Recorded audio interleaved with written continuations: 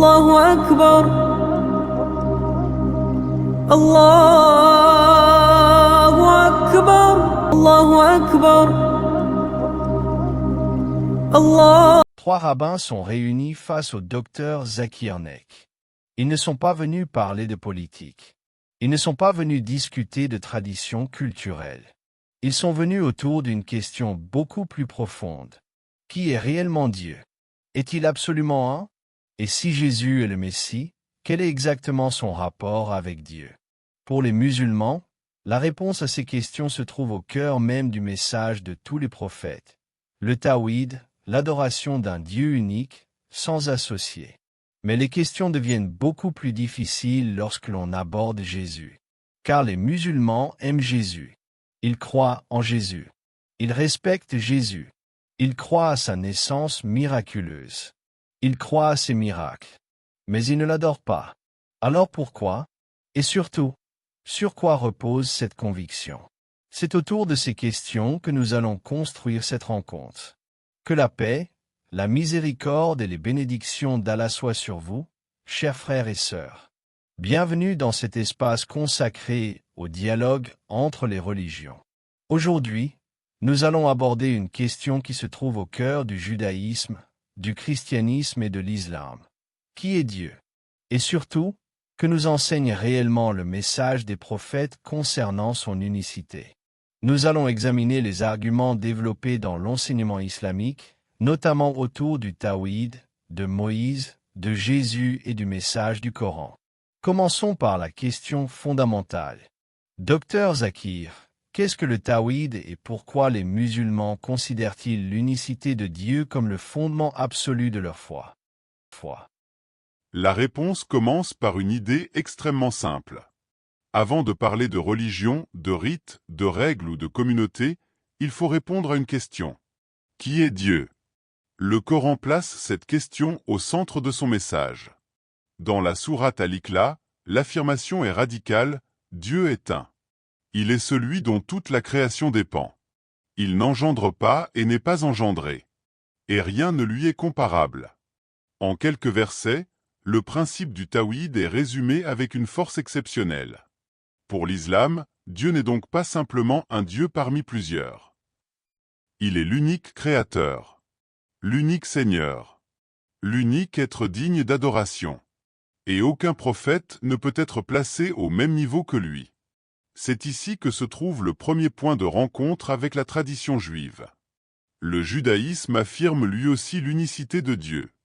Le schéma Israël proclame « Écoute Israël, le Seigneur est notre Dieu, le Seigneur est un ». Pour un musulman, cette affirmation possède une résonance profonde avec le tawhid. L'islam enseigne en effet que Moïse, Abraham, Noé et les autres prophètes ont appelé leur peuple à adorer le Dieu unique. Le Coran présente donc le message de Muhammad non pas comme l'apparition d'une nouvelle divinité, mais comme la continuation et la confirmation du message monothéiste des prophètes. Et c'est justement à ce moment qu'une question importante peut être posée.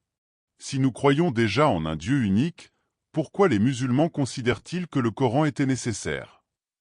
La réponse islamique est que l'islam ne demande pas de rejeter les prophètes précédents.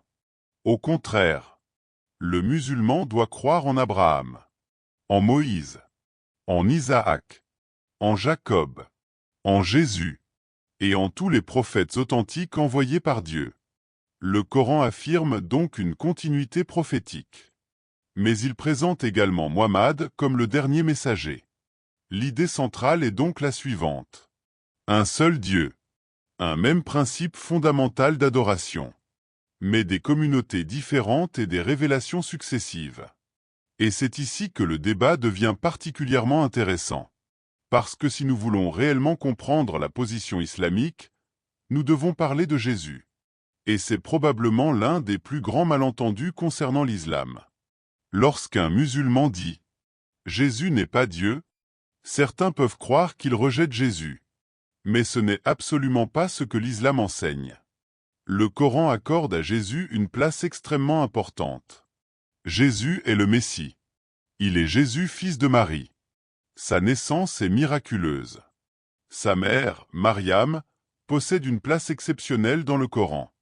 Une sourate entière porte son nom. Le Coran rapporte également plusieurs miracles de Jésus. Mais il précise un élément essentiel.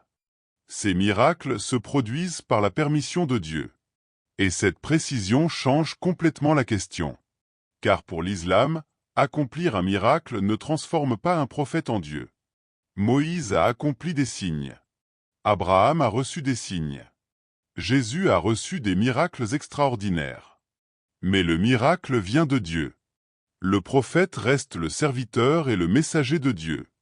C'est alors qu'une deuxième question peut être posée. Mais les chrétiens considèrent Jésus comme le Fils de Dieu. Pourquoi l'islam refuse-t-il cette croyance? La réponse islamique repose une nouvelle fois sur le tawhid. Le Coran rejette l'idée que Dieu est un fils au sens biologique ou qu'un être créé puisse partager la divinité avec lui. Et c'est précisément là que la sourate Al-Ikhlas prend toute son importance.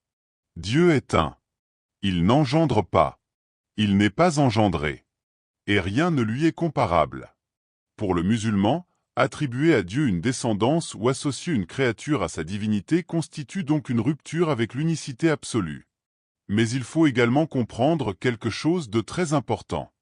L'islam ne dit pas « Jésus est un homme ordinaire ». Non. L'islam dit que Jésus est un prophète exceptionnel. Un Messie, né miraculeusement, soutenu par Dieu, et doté de signes extraordinaires. Mais précisément parce qu'il est un serviteur de Dieu, le musulman ne l'adore pas. C'est ici qu'apparaît une question fondamentale. Si Jésus est adoré comme Dieu, alors à qui Jésus adressait-il ses prières? Cette question constitue un point central de l'argumentation islamique. Le musulman répond: Jésus priait Dieu. Jésus appelait à Dieu. Jésus dépendait de Dieu. Et donc, dans la perspective islamique, Jésus ne peut pas être le Dieu auquel il s'adresse. Cette conclusion doit cependant être présentée comme un argument théologique islamique, et non comme une preuve qui mettrait automatiquement fin à toutes les discussions chrétiennes. Car les théologiens chrétiens disposent de leur propre compréhension de la Trinité et de la relation entre le Père et le Fils. C'est précisément pour cela que le dialogue doit continuer. Mais alors, quelle différence y a-t-il entre le judaïsme et l'islam sur cette question? Sur le principe de l'unicité absolue de Dieu, les deux traditions présentent une proximité importante. Les divergences apparaissent notamment autour de la prophétie de Muhammad, du statut du Coran et de l'interprétation des révélations précédentes. L'islam considère que Dieu a envoyé plusieurs révélations à l'humanité. Mais il affirme également que le Coran constitue la révélation finale et qu'il sert de critère pour discerner la vérité concernant les messages antérieurs. C'est pourquoi l'islam ne demande pas aux musulmans de mépriser la Torah ou l'Évangile dans leur origine divine. Il lui demande de croire aux révélations que Dieu a réellement données à ses prophètes. Mais le Coran se présente également comme une révélation qui confirme et préserve le message divin. Nous arrivons alors à une autre question extrêmement sensible. La crucifixion de Jésus. Le christianisme place la crucifixion au centre de sa compréhension du salut. L'islam, lui, présente une autre compréhension. Le Coran affirme que Jésus n'a pas été tué ni crucifié de la manière dont ses adversaires l'ont cru, et qu'Allah l'a élevé vers lui. Cette différence est fondamentale. Mais là encore, il faut éviter une caricature. Les musulmans ne rejettent pas Jésus parce qu'ils ne l'aiment pas. Ils rejettent certaines doctrines concernant Jésus parce qu'ils considèrent que Dieu doit rester absolument unique et transcendant. Autrement dit, l'islam élève Jésus comme prophète. Mais il refuse de l'élever au rang de divinité. Et cette distinction est capitale. À ce stade, on peut poser une question encore plus profonde. Si le véritable message de tous les prophètes était d'adorer Dieu seul, pourquoi les êtres humains ont-ils développé des doctrines différentes? L'islam répond que l'histoire religieuse de l'humanité est complexe. Les communautés ont reçu des révélations, puis les générations suivantes ont interprété, transmis et développé leurs traditions. Le Coran vient alors, selon la croyance musulmane, rappeler le message essentiel. N'adorez que Dieu. Ne lui associez rien. Suivez ses messagers. Et préparez-vous à retourner vers lui. Mais cela ne signifie pas que le dialogue avec les autres religions doit devenir une guerre. Au contraire, le Coran appelle les musulmans à dialoguer avec les gens du livre de la meilleure manière. Cela signifie qu'une discussion religieuse ne devrait pas être une occasion d'humilier l'autre. Elle devrait être une occasion d'examiner les arguments. Et surtout, de rechercher sincèrement la vérité. C'est là que cette rencontre prend tout son sens. Car au fond, la question n'est pas « Quelle communauté va gagner ?» La question est « Qu'est-ce que Dieu nous demande réellement de croire ?» Et cette question concerne tout le monde. Musulmans, juifs, chrétiens, et même ceux qui ne suivent actuellement aucune religion. Le concept islamique de fitra affirme que l'être humain possède une disposition naturelle à reconnaître son créateur. Lorsque l'homme regarde l'univers, il peut se demander « Pourquoi existe-t-il quelque chose plutôt que rien? D'où vient l'ordre du monde? Pourquoi sommes-nous ici? Et surtout, vers qui retournerons-nous après cette vie ?» Le Tawhid répond à ces questions en plaçant Dieu au centre de l'existence. Tu n'es pas créé pour adorer une créature.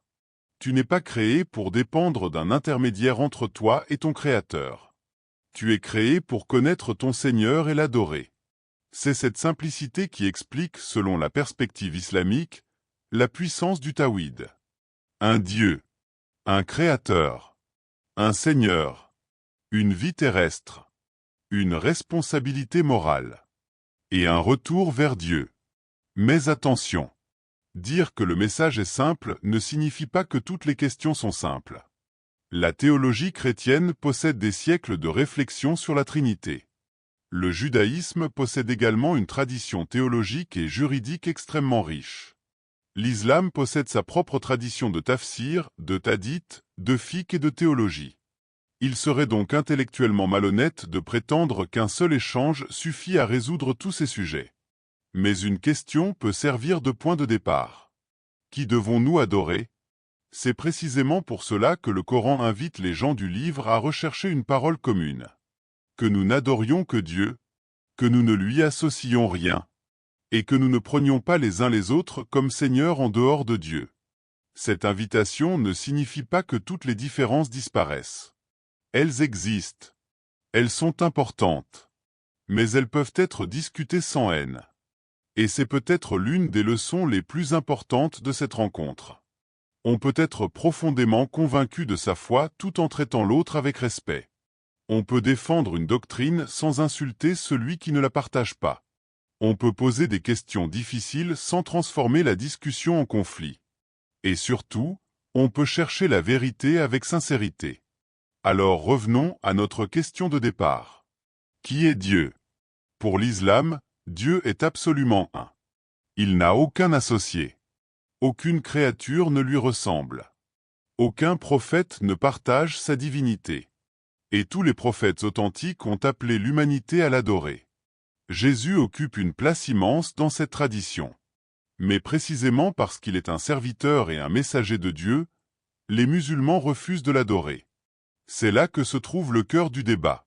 Non pas « Aimons-nous Jésus ?» Les musulmans répondent « Oui », mais plutôt « Qui Jésus demandait-il aux hommes d'adorer ?» Et c'est cette question que chacun est invité à examiner personnellement. Sans colère, sans préjugés, avec les textes, avec la raison, et surtout avec sincérité. Car si Dieu existe réellement, alors rechercher la vérité sur lui est probablement la question la plus importante de toute notre existence. Merci d'avoir suivi cette réflexion. Si cette vidéo vous a permis de mieux comprendre la position islamique sur le Tawhid, Jésus et le dialogue avec les gens du livre, abonnez-vous à la chaîne. Et surtout, dites-nous dans les commentaires. Selon vous, quelle est la question la plus importante que musulmans, juifs et chrétiens devraient se poser sur Dieu? Que Allah nous guide tous vers la vérité, augmente notre compréhension et mette dans nos cœurs la sagesse, la sincérité et la paix. Que Allah vous bénisse. Et que la paix soit sur vous.